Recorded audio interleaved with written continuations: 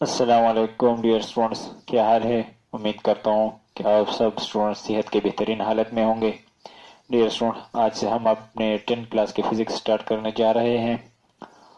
Lecture number 1 है, हमारा पहला लेक्चर है। बहुत बुनियादी बातें मैं किसी भी सब्जेक्ट को स्टार्ट करने से पहले या किसी भी चैप्टर को स्टार्ट करने से पहले और यहाँ तक कि किसी टॉपिक को भी स्टार्ट करने से पहले बहुत सी बुनियादी बातें होती है, मैं वो पहले कोशिश करता हूँ। सबसे बड़ी कोशिश मेरी ये होती है कि उसी टॉपिक से पहले बहुत ज़रूरी और बहुत बुनियादी बातें स्टूडेंट्स को बताई जाए, जिसके ज़रिए जिसकी मदद से स्टूडेंट उस टॉपिक को बुक में अगर स्टडी करे, अगर बुक से बाहर आ जाए तो आम भी वो आम लेवल पर अपने माहौल के, अपने एनवायरनमेंट के मुताबिक उस टॉपिक को समझ सके।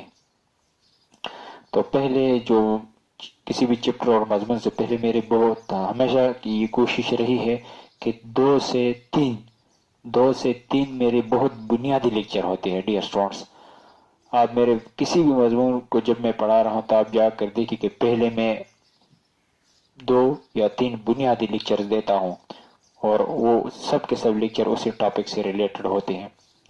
तो डियर स्टूडेंट्स, क्लास 9 की जो बुक है वो जब एंडिंग करती है, वो जो जब खत्म होती है तो वहां पर चैप्टर नंबर 9 होता है। और जब बाद में जो 10 में बच्चे चले जाते हैं तो वहां से चैप्टर नंबर 10 से स्टार्ट लेती है बहुत से जगहों पर। तो चैप्टर 10 से स्टार्ट होता है। और फिजिक्स 10th के पी के हो, कोई भी जो बोर्ड हो, तो फिजिक्स का कंसेप्ट सेम रहता है। तो केपीके के लिए जो बुक है मैं उसको टीच कर रहा हूँ। तो डियर स्टूडेंट्स, जो हमारा टॉपिक है वो है, बुक में सबसे पहले दिया गया है सिंपल हार्मोनिक मोशन, या एसएचएम दिया गया है कि एसएचएम क्या है या सिंपल हार्मोनिक मोशन क्या है। ठीक है डियर स्टूडेंट्स, तो सिंपल हार्मोनिक मोशन मैं आपको छोटी सी बात बता दी हूँ। मैं वो बुक के टॉपिक तरफ फिर लाने ही चला जाता हूँ कि बुक में क्या पढ़ाया जाता है। ठीक है डियर स्टूडेंट्स, तो सबसे पहले जो बुक की लाजिमी टॉपिक्स है उनकी तरफ जाने से पहले मैं क्या करूंगा, मैं यहाँ पर आप लोगों को बताऊंगा कि एसएचएम की जो फुल फॉर्म है वो क्या होता है, simple harmonic motion and wave. Chapter का नाम ही है। तो इसका क्या मतलब हुआ? इसका मतलब ये हुआ कि it is the type of oscillatory और वाइब्रेटरी मोशन। एसएचएम का क्या मतलब है कि ये एक टाइप है किसकी, ऑसिलेटरी और वाइब्रेटरी मोशन की। लेकिन पहले एसएचएम की तरफ जाने से पहले, जो बुक में एक्चुअल टॉपिक है उसको डिस्कस करने से पहले, या ये टाइप है ऑसिलेटरी वाइब्रेटरी मोशन की, तो इसको मैं इसी जगह पर अपनी जगह पर रहने दूंगा, क्योंकि ये टॉपिक तकरीबन 2 लेक्चर कवर करने के बाद आपके समझ में आएगा। क्योंकि मेरा पर्सनल एक्सपीरियंस है, क्योंकि जब मैं डायरेक्टली इस टॉपिक को स्टार्ट करूंगा यार, जब आप कहीं भी जाकर किसी भी लेक्चर को उठाकर देख लें तो आपको यही टॉपिक स्टार्ट करते हुए मिलेगा। लेकिन टॉपिक को समझने के लिए सबसे पहले ये लाजमी है कि आपको इस एसएचएम की तरफ, इस सिंपल हार्मोनिक मोशन की तरफ आने से पहले कुछ चीजें बहुत बुनियादी जरूरी है, क्योंकि वो आपके लिए एक बेस प्रोवाइड करता है, एक फाउंडेशन प्रोवाइड करते हैं। थ्रू उसके जरिए आप बहुत आसानी से इस टॉपिक को सीख सकते हैं, किसी को आंसर कर सकते हैं। ठीक है स्टूडेंट, तो इसी टॉपिक को मैं इसी जगह पर रखता हूँ। चलते हैं 9 की तरफ। 9 में हमने मोशन पढ़ी थी। 9 में हमारा जो मोशन से रिलेटेड जो चैप्टर था, चैप्टर नंबर 2 से लेकर हमने मोशन पढ़ी थी, और मोशन क्या चीज थी, और मोशन आई कहां से थी, और क्यों स्टडी करते थे, और हमें क्या जरूरत हुई, वो हमने 9 के चैप्टर नंबर 2 में कंप्लीट डिटेल में, उसके बाद सबके सब चैप्टर में हमने डिस्कस किया। सबसे पहले बोर्ड की जानिब आइए, और यहाँ पर मैंने लिखा है मोशन ट्री। मैंने एक ट्री शेकल होता है, ट्री क्या होता है, ट्री के बहुत से ब्रांचे होते हैं, तो मैंने यहाँ पर एक ट्री सी बनाई है मोशन से रिलेटेड। तो मोशन या मोशन ट्री, मोशन क्या है, किस तरह मोशन होती है, एक पीरियाडिक मोशन, शॉर्टली मैंने लिखा है। एक है पीरियाडिक मोशन और दूसरा है नॉन पीरियाडिक मोशन। मोशन क्या होती है? एक को कहते हैं मोशन की तो बड़ी कैटेगरी हम लाते हैं। मोशन तो होती है लेकिन बहुत बड़े वसी तौर पर दो कैटेगरी में डिवाइड करते हैं। एक को कहते हैं पीरियाडिक मोशन, दूसरी को कहते हैं नॉन पीरियाडिक मोशन। अब इसको भी इस जगह रहने दिए क्योंकि ये 9 में डिस्कस हो चुका है वहां पर, क्योंकि ऑब्जेक्ट ऊपर की तरफ हरकत करता था, कभी दाएं चला जाता था, कभी कितने किलोमीटर चला जाता था, वो सब के सब में कभी गोल रास्ते पर घूमता था। तो वो सब के सब मोशन हमने 9 में स्टडी किए हैं। वो किस कैटेगरी में आते हैं? नॉन पीरियाडिक मोशन में। इसको रहने दीजिए क्योंकि हमने कहां पर स्टडी किया है? 9 पे। ये मोशन कहां पर स्टडी हुआ है? 9th क्लास में स्टडी हो गया है। अब 9th क्लास में जो कि पीरियाडिक मोशन, ये मोशन, इस मोशन को हम डिस्कस करेंगे। तो मोशन ट्री में एक पीरियाडिक हो गई, एक नॉन पीरियाडिक। ये 9 में स्टडी हो गया और ये हम कहां पढ़ेंगे? ये हम क्लास 10 में पढ़ेंगे, पीरियाडिक मोशन। अब इस पीरियाडिक मोशन को छोड़कर चली जाइए 9 की तरफ। हमने 9 में 3 मेन टाइप ऑफ मोशन पढ़ी थी। एक को कहते हैं ट्रांसलेशनल मोशन, दूसरी को रोटेटरी मोशन, तीसरी को वाइब्रेटरी मोशन, या इसका दूसरा नाम भी है ऑसिलेटरी मोशन। तो वहां पर हमने ट्रांसलेटरी भी कंप्लीट कोर्स डिस्कस किया है और रोटेटरी भी कंप्लीट कोर्स डिस्कस किया है, लेकिन वाइब्रेटरी मोशन हमने वहां पर डिस्कस नहीं की, छोड़ दी थी। तो जो वाइब्रेटरी मोशन या ऑसिलेटरी मोशन रह गई थी तो वो कंप्लीट बहुत ज्यादा डिटेल थी, तो उस मोशन को यहाँ पर 10 के चैप्टर नंबर 10 में रख दिया गया है। तो उसको क्या, जो उस मोशन के बड़ी कैटेगरी है उसका नाम है पीरियाडिक मोशन। तो इस पीरियाडिक मोशन में एक होता है not oscillatory motion. Periodic motion में फिर फर्दर 2 कैटेगरी होते हैं, नॉट ऑसिलेटरी मोशन और दूसरी category oscillatory motion. O mean oscillatory, M mean motion. Short मैंने जो एब्रिविएशन लिखे। अब इसको भी अपनी जगह रहने दीजिए और इसको 2 ब्रांचेस में डिवाइड करते हैं, ऑसिलेटरी मोशन को। ऑसिलेटरी मोशन को डिवाइड करने से हमें मिलता है simple harmonic motion, not simple harmonic motion. बात समझ में आ रही है? अगर समझ में नहीं आ रही तो लेक्चर को रिवाइंड करके फिर से देखिए। फिजिक्स की बातें ऐसी होती है, बहुत इजी होती है, मैथमेटिक्स में इस तरह होता है, लेकिन वो पहली दफा आपको समझ में कभी भी नहीं आएगी। अगर आपने एक दफा सुना, दूसरी दफा सुना, तीसरी दफा सुना, चौथी दफा सुना, तो बिल्कुल मैं गारंटी देता हूं कि किसी किस्म का भी डाउट उसमें नहीं रहेगा। किसी किस्म का भी आपका डाउट फिर भी रहे तो कमेंट सेक्शन में मुझे बताइए। तो मैं आपका व्हाट्सएप नंबर भी इंशाल्लाह प्रोवाइड करता हूँ, अपने सेल फोन भी इंशाल्लाह प्रोवाइड करूंगा। तो आप मुझसे डायरेक्टली कनेक्ट होकर मुझसे अपने जो कि कंफ्यूजन और क्वेश्चन है उसको फाइंड आउट कर सकते हैं। तो मैंने क्या कहा, मैंने मोशन ट्री बताई, इसमें मैंने periodic motion, non periodic motion. अब इन दोनों को छोड़कर 9 की तरफ चले गए और फिर 9 में वाइब्रेटरी और ऑसिलेटरी मोशन। तो वो वाइब्रेटरी और ऑसिलेटरी मोशन कहाँ पर होती है? वो पीरियाडिक मोशन के अंदर एक होती है नॉट ऑसिलेटरी मोशन और एक होती है ऑसिलेटरी मोशन। और जो ऑसिलेटरी मोशन है उसको फिर 2 कैटेगरी में डिवाइड किया जाता है। एक को कहते हैं सिंपल हार्मोनिक मोशन और दूसरी को कहते हैं नॉट सिंपल हार्मोनिक मोशन। जब ये डायग्राम क्लियर हो गया तो आहिस्ता आहिस्ता जितनी भी कंफ्यूजन है वो क्लियर होती चली जाएंगी। तो हम इस चीज को पकड़ लेंगे, अब सबके सबको छोड़ देंगे और इस टॉपिक को लेकर चलेंगे। अब इस टॉपिक को मैंने उठाया, यहाँ पर आपके बुक में रखा गया है कि एसएचएम या simple harmonic motion and wave. तो सिंपल मीन कि ये एक ऐसी मोशन है कि बिल्कुल इजी है, सिंपल है, हम अपने रियल लाइफ में कहीं भी देखते हैं, हमारे इर्द गिर्द होती रहती है। ये मोशन बहुत सिंपल है, बहुत इजी है, क्योंकि हमारे रियल लाइफ में जब ये होती है हम उसको ऑब्जर्व करते हैं, उसको देखते हैं तो हमारे समझ में आती है। और इसलिए इसे क्या कह दिया गया है सिंपल। हार्मोनिक मीन इस हार्मोनिक मीन का यहाँ पर मतलब है, बुक में नहीं लिखा, मैं आपको बता रहा हूँ, क्लियर कर रहा हूँ। पहले जो बुनियादी चीजें हैं, बहुत बेसिक चीजें। सिंपल का मतलब समझ गए। हार्मोनिक मीन उर्दू में इसका मतलब होता है हम आहंग। इसका मतलब ये हुआ कि किसी ऐसी हरकत कि जिसमें मोशन के पैरामीटर रिपीट होंगे।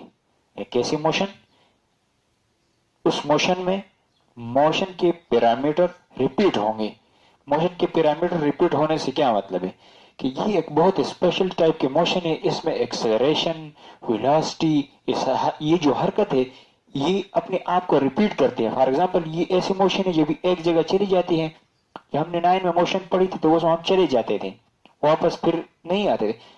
ठीक है डियर स्टूडेंट्स, या सर्कल में इस तरह घूमते थे, गोल गोल घूमते थे।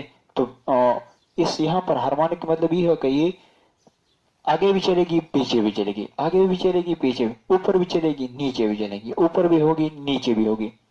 तो मतलब ये हुआ कि ये एक फिक्स पॉइंट होगा, उसके ऊपर नीचे आगे पीछे दाएं बाएं हरकत करेगी। और उस हरकत के दौरान जो इधर भी चलेगी वो इधर भी चलेगी, तो इधर भी वेलोसिटी, इधर भी वेलोसिटी, इधर भी एक्सेलरेशन, इधर भी एक्सेलरेशन। इस तरह इधर भी टाइम हो गया, इधर भी जो के फोर्स हो गया, इधर भी फोर्स हो गया। ये सब के सब क्या हो गए, मोशन के पैरामीटर हो गए। तो ये पैरामीटर क्या हो गए, ये रिपीट होते चले जा रहे हैं, ये दोहराए जा रहे हैं। तो इसलिए हार्मोनिक का मतलब ये हुआ कि वो मोशन जो होगी, वो मोशन में उसके पैरामीटर जो होंगे वो पैरामीटर रिपीट होंगे। तो ये इसकी वजाहत हो गई, इसकी भी हो गई, इसकी भी हो गई। मोशन, अब मोशन का मतलब ये है कि वो जो 9 में मोशन पड़ी थी वो नहीं, ये खास किस्म के मोशन है, बहुत अलग मोशन है, उस मोशन से हटकर बहुत अलग मोशन है। एंड वेव को हम डिस्कस करते थोड़े से डिस्कस करें, क्योंकि वेव बहुत बड़ा टॉपिक है, बहुत बड़ा चैप्टर 10 में आ रहा है आगे। वेव क्या होता है, वेव कहते हैं सिंपल सी बात, बहुत इजी आप लोगों के लिए, कि wave is the disturbance of a medium through which can energy transfer from one place to another। लेकिन ये बहुत सिंपल सी डिफिनेशन है, जब आप डीप में डिफिनेशन करेंगे तो फिर आपको समझ में आएंगे। लेकिन आपके लिए सिंपल सी जनरल में बात करता हूँ कि जब वो मोशन होती है और आप उसको देख रहे होते हैं तो फिर वेव क्या होगी, wave is a disturbance of medium होगी, जिसके जरिए एनर्जी एक जगह से दूसरी जगह चली जाते हैं। तो यहाँ पर क्लियर नहीं होगी, जब हम वेव पढ़ेंगे, वेव को स्टडी करेंगे तो वहां पर हमें समझ में आएगा। लेकिन ये सचम मोशन बुनियादी बात ये है। अच्छा, तो हम पढ़ रहे हैं कि it is the type of oscillatory motion. अब बात समझ में आई, ऑसिलेटरी मोशन क्या थी, यहां से और यहां से हमें पता चल गया कि एसएचएम क्या है। ये ऑसिलेटरी मोशन की टाइप है, या इसका दूसरा नाम क्या है, वाइब्रेटरी मोशन। ठीक है डियर स्टूडेंट्स। अच्छा, अब पीरियाडिक मोशन और दूसरा हमारे पास क्या हुआ, एक था पीरियाडिक मोशन और एक था नॉन पीरियाडिक मोशन। तो पीरियाडिक मोशन और ऑसिलेटरी और वाइब्रेटरी मोशन, अब ये दो टर्म्स और है। इन दो टर्म को जब समझ गए तो ये मोशन पूरी की पूरी आपके समझ में आ जाएगी। तो पीरियाडिक मोशन है, ऑसिलेटरी मोशन या वाइब्रेटरी मोशन के साथ एक और टर्म एसोसिएट है, उसको भी अगर आप समझोगे तो एसएचएम समझ में आएगा। एक को कहते हैं पीरियाडिक मोशन, दूसरे को कहते हैं वाइब्रेटरी और ऑसिलेटरी मोशन। एसएचएम से रिलेटेड जब हम टॉपिक डिस्कस करते हैं तो उस दौरान हमें ये दो बातें स्टडी करनी होती है कि ऑसिलेटरी या वाइब्रेटरी मोशन क्या है। इसके साथ एक और क्वेश्चन भी अराइज होता है, जहन में आ जाता है, वो क्या होता है, पीरियाडिक मोशन। तो अब देखते हैं कि ये वाइब्रेटरी या ऑसिलेटरी मोशन और पीरियाडिक मोशन क्या है।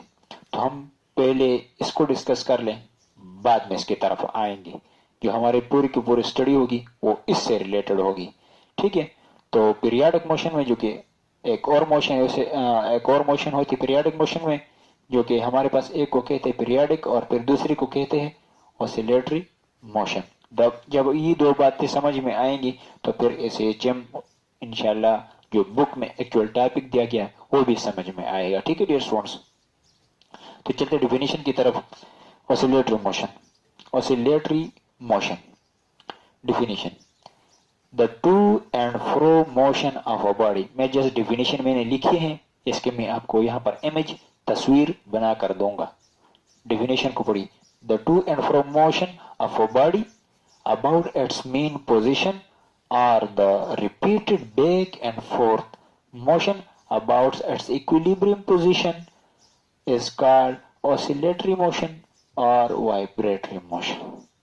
कि किसी जिस्म की एक ऐसी हरकत जो एक वस्ती मुकाम, एक ऐसा पॉइंट होगा कि मैंने आपसे कहा कि मोशन के पैरामीटर रिपीट करते हैं, तो किस जगह के लिहाज से कैसे रिपीट करते हैं, क्या मतलब हुआ इस बात?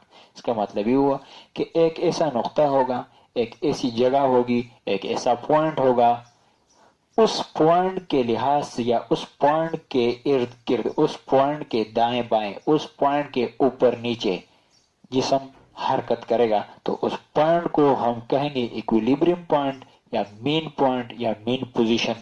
जब इस मीन पॉइंट के दाएं जानिब, ऊपर जानिब, लेफ्ट राइट, जो टू एंड फ्रो, इसको इंग्लिश में टू एंड फ्रो कहते हैं, जब ये मोशन होगी तो इसको कहते हैं क्या? Oscillatory motion. दूसरा नाम इसका क्या होगा? Vibratory motion. Oscillator, the body which perform oscillatory और vibratory motion is called vibratory motion. एक ऐसा जिस्म, क्या होगा जिस्म, जिस्मों को हम बाद में देखेंगे कि एक ऐसा जिस्म जो कि वाइब्रेटरी या ऑसिलेटरी मोशन परफॉर्म करे, उस बॉडी को क्या कहेंगे? ऑसिलेटर कहेंगे। या इस ऑसिलेटरी मोशन को दूसरा नाम क्या है? इस ऑसिलेटरी मोशन को दूसरा नाम भी दिया जाता है। कभी जब ऑसिलेटरी पढ़ाया जाता है किस जगह पर, टीचर जब पढ़ाते जब ऑसिलेटरी लिख लेते हैं, बाद जगहों पर वाइब्रेटरी लिख लेते हैं, तो स्टूडेंट्स को समझ में नहीं आती। तो इसका दूसरा नाम क्या होगा? Other name is vibratory motion. ठीक है डियर स्टूडेंट्स, ये तो हो गई डेफिनेशन और उसकी थोड़ी सी एक्सप्लेनेशन। अब देखते हैं कि ये किस वजह से होता है, क्या रीजन है, what is the major reason, what is the cause of that motion which can occur. ये जो मोशन हो रही है, क्या कोई मैटर की क्या ऐसी बुनियादी प्रॉपर्टी है, मैटर के अंदर क्या ऐसी वजह है जिसकी वजह से ये मोशन हो रही होती है। ठीक है डियर स्टूडेंट्स, चलो हम अब उसको देखते हैं, वजह को देखते हैं और फिर हम इसके एग्जाम्पल देखते हैं, तो इंशाल्लाह ये आपके समझ में आएगा। ठीक है, तो काज ऑफ वाइब्रेटरी मोशन, ये वाइब्रेटरी मोशन किस वजह से, मैटर की किस प्रॉपर्टी की वजह से होती है? A vibratory motion or oscillatory motion is generally a phenomena, is a general phenomena and closely related to। ये एक जनरल आम फिनोमेना है। जब आपने इर्द गिर्द देखोगे बहुत से किस्म की मोशन हो रही होगी, तो ये कब होती है? ये कब होती है? Elastic property of a motion of a matter. A vibratory motion is general phenomena and closely related to elastic property of matter, के जिस्म में इलास्टिक प्रॉपर्टी की वजह से ये मोशन होगी। इलास्टिक प्रॉपर्टी क्या है? इलास्टिसिटी क्या है? इलास्टिक क्या होता है? तो आप 9 में, जो 9 का कोर्स में पढ़ा रहा हूं, आप उसमें जाकर देखिए, जो इलास्टिक टॉपिक है उसमें वो वहां पर क्लियर कीजिए, तो ये इलास्टिक वाले जो टॉपिक ही क्लियर होगा। इलास्टिसिटी जो जिस्म की एक प्रॉपर्टी है उसकी वजह से, और दूसरी inertial property of matter. Inertial क्या होता है या इनर्शिया क्या होता है, तो वो भी वहां पर पढ़िए, तो आपको जब इनर्शिया और इलास्टिसिटी क्लियर हो, क्योंकि मैं यहाँ पर इनको डिस्कस नहीं करूंगा क्योंकि वहां पर क्लियर हुए हैं, तो जब इलास्टिसिटी आप वहां पर क्लियर कीजिए और इनर्शियल या इनर्शिया को क्लियर कीजिए, तो आपको बिल्कुल ही समझ में आएगा। ठीक है स्टूडेंट्स, एग्जाम्पल क्या होगी इस मोशन की? एग्जाम्पल देखते हैं। कौन सी मोशन? ऑसिलेटरी मोशन की। अब कौन सा object? Motion of a simple pendulum. जो बेस्ट एग्जाम्पल, जो वेल नोन एग्जाम्पल, जो बेहतरीन एग्जाम्पल बच्चों के लिए जब हम यहाँ पर पढ़ाते हैं तो उसमें आता है कि मोशन ऑफ सिंपल पेंडुलम।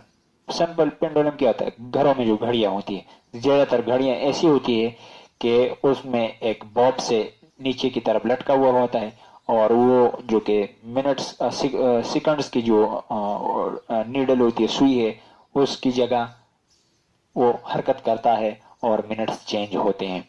तो उसको क्या कहते हैं? वो जो सिस्टम होता है, वो जो चीज बॉब या छोटे से धागे से बांधा हुआ होता है और वो जो इस तरह हरकत करता है, तो वो सिंपल पेंडुलम की या सिंपल हार्मोनिक मोशन में ऑसिलेटरी मोशन की बेहतरीन एग्जांपल है। क्योंकि वो इस तरह चला जाता है, इस तरह चला जाता है, इस तरह चला जाता है, इस तरह चला। जब उसको मीन दरमियानी पोजीशन में आते हैं और दरमियानी पोजीशन में आप जब उसको खड़े करके फिर छोड़ेंगे तो वो फिर इस तरफ जाएगा, फिर इस तरफ जाएगा। तो यहाँ पर मैंने बना दिया यहाँ पर सिंपल पेंडुलम के लिए एग्जांपल। यहाँ पर है, जब यहाँ पर है तो यहाँ पर चला जाएगा, तो यहाँ पर चला गया, इसने क्या कवर किया, डिस्टेंस या डिस्प्लेसमेंट यहाँ पर कवर की। तो यहाँ पर जब आया तो ये रुकेगा नहीं, ये रुकेगा नहीं, तो ये किस तरफ चला जाएगा, इस तरफ चला जाएगा।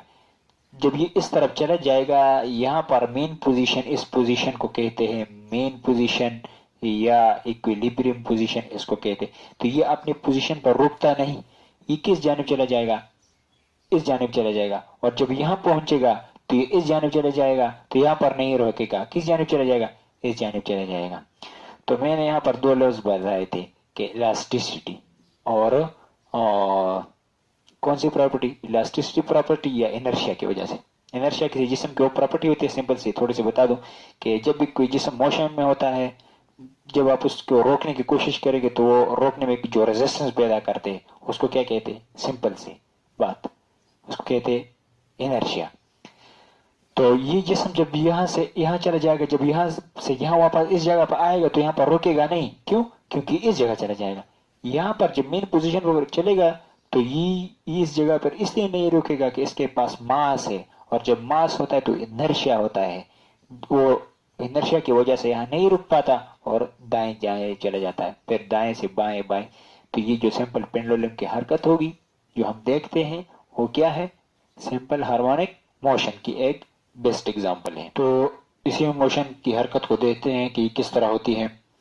ये अपनी मेन पोजीशन, इस इक्विलिब्रियम पोजीशन से इस जानिब चला जाता है, फिर यहाँ से यहाँ आता है, फिर यहाँ से यहाँ चला जाता है, फिर यहाँ से यहाँ चला जाता है। जब इस मोशन की हम पूरी एक लाइन खींच दे, एक पूरा ग्राफ खींच दे, तो हमें किस तरह नजर आए, यहाँ से यहाँ चला जाता है, यहाँ, यहाँ से यहाँ, फिर यहाँ से यहाँ, यहाँ से यहाँ, यहाँ से यहाँ, यहाँ से यहाँ और यहाँ से यहाँ। तो ये इस तरह ग्राफ इसको बनाए, इस तरह से, इस तरह से। अब इसको मैं इस तरह रखता हूँ, किस तरह रखता हूँ, इसको मैं इस ग्राफ पर इस तरह रखता हूँ, ग्राफ पर रखता हूँ, यहाँ से यहाँ, फिर यहाँ से यहाँ, यहाँ से यहाँ, फिर यहाँ से यहाँ, फिर यहाँ से यहाँ, इसी तरह। ये जो पैटर्न है, ये पैटर्न क्या कहलाता है, जब इस तरह की हरकत होती है और जब इसको हम अच्छी तरह से फिर अच्छे अंदाज में देखेंगे तो इस तरह हमें दिखाई देता है, इस तरह।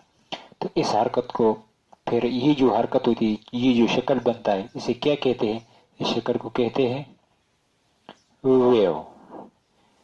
ये क्या होती है, वेव होती है। वेव क्या चीज है, ये आपका 10 का बहुत बड़ा टॉपिक है, इसको डिस्कस करेंगे डियर स्टूडेंट्स। तो ये होगी। अब आप स्टूडेंट के जहन में एक ये सवाल आ रहा होगा, सर के आपने ये तो पेंडुलम बता दिया और यहाँ पर आपने स्प्रिंग बता दिया, और इसकी जो मैथमेटिकल फॉर्म और जो काइनेमेटिकल इक्वेशन है, यानी 9 में जो मोशन से रिलेटेड जितने भी इक्वेशन वो आप यहाँ पर नहीं लिख रहे। डियर स्टूडेंट, ये हमारा पहला लेक्चर है। पहले लेक्चर में बहुत से बुनियादी बातें मैं क्लियर कर रहा हूँ, बाद में सब कुछ पढ़ाऊंगा। याद रखना, मेरे किसी भी मजमून को टीच करने से पहले बुनियादी 2-3 लेक्चर होते हैं, इसलिए आप मैथमेटिकल फॉर्म वो चीजें नहीं मिलती। आप तो देखिए 2-3-4 लेक्चर की तरफ तो आप चले जाइए, क्योंकि मैं डायरेक्टली नहीं टीच करता। जब हम पेंडुलम को पढ़ाएंगे तो पेंडुलम का कंप्लीट खुद से अपना टॉपिक है कि उसमें वहां पर जो काइनेमेटिकल 9 की इक्वेशन थे, उन इक्वेशन को यहाँ पर अब हम कैसे इस्तेमाल करेंगे, यहाँ पर कैसे इस्तेमाल करेंगे, ये तो मैं जस्ट थ्योरेटिकली बातें बताता हूँ। 2-3 लेक्चर मैंने कहा पहले से आपको, तो डियर स्टूडेंट्स काइंडली इस बात को जहन में रखिए। अब इसकी एक और जबरदस्त एग्जांपल जब हम लोगों को मिलती है, वो है mass attach to a spring system. एक ऐसा सिस्टम, एक ऐसा निजाम, एक ऐसी चीज, एक ऐसी मशीन जिसमें ये मोशन हो रही हो। किस तरह से मोशन हो कि इसमें एक मास हो और वो किसी फिक्स चीज से, छत से या एक लकड़ी से या फिक्स बॉडी से अटैच हो, और वो जब उसके पास एक छोटा सा मास बांधा हुआ हो और वो जो मोशन करे, वो जो हरकत करे, तो वो हम देखेंगे। या अब इस मोशन को इंशाल्लाह मैंने जो प्रैक्टिकल सबके 9-10 के प्रैक्टिकल पर जो एक वीडियो बनाई है, आप उस वीडियो को देखें। उस वीडियो में मैंने प्रैक्टिकल चीजों के बारे में सब कुछ बताया है कि किस किस तरह से प्रैक्टिकल इंशाल्लाह आप लोगों को मिलेंगे। तो मैं ये चीजें आपको वहां पर प्रैक्टिकल इंशाल्लाह करके दिखाऊंगा। वर्चुअल प्रैक्टिकल होंगे, रियल प्रैक्टिकल होंगे। जो प्रैक्टिकल इम्पॉसिबल इंशाल्लाह कोशिश करूंगा कि उनको भी पॉसिबल बनाऊं। तो ये बिल्कुल बुनियादी बातें हैं, बाद में हम डिटेल में ये पढ़ेंगे। बुक की तरफ जाएंगे, नोट्स की तरफ जाएंगे। और नोट्स अगर एक लेक्चर में ना हो तो दूसरे लेक्चर में लाजिमी आपको मिलेगा।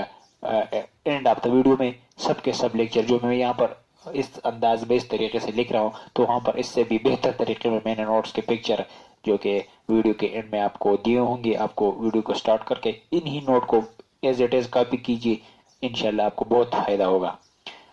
तो डियर स्टूडेंट्स, अब ये क्या है, ये स्प्रिंग है।